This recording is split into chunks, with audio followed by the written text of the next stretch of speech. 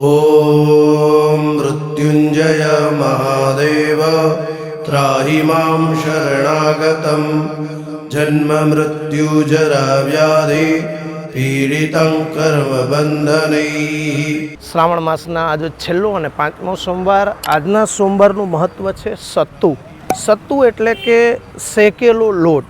કોઈ પણ પ્રકારનો લોટ હોય, ચણાનો હોય, ઘઉંનો હોય કે આપણને મળતું કોઈ પણ લોટ હોય, એને શેકી ઘીની અંદર એની નાની એવી ઢગલી ઉમરા ઉપર કરવાથી ભગવાન ભોળાનાથ અતિ પ્રસન્ન થાય છે. પાંચમા સોમવારે સત્તુ શા માટે ચડાવવું? તો સત્તુ એટલા માટે ચડાવવું કે ભગવાન ભોળાનાથ આપણી દરેક જગ્યાની પુષ્ટતા ભગવાન ભોળાનાથ કરે છે.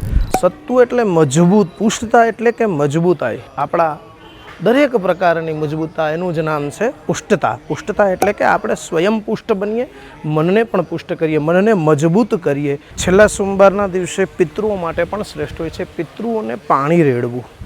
એટલા માટે આપણે ખાસ કરીને રીપુ ભાલેશ્વર ક્ષેત્રની અંદર પિતૃઓને પણ તર્પણ કરવા માટે પાણીના આપણે લોટા ચડાવીએ છીએ, અને એ પણ અહીંયા દુર્ગતિનાશક કુંડના જલથી આપણે પિતૃઓને સંતુષ્ટ તૃપ્ત કરીએ છીએ.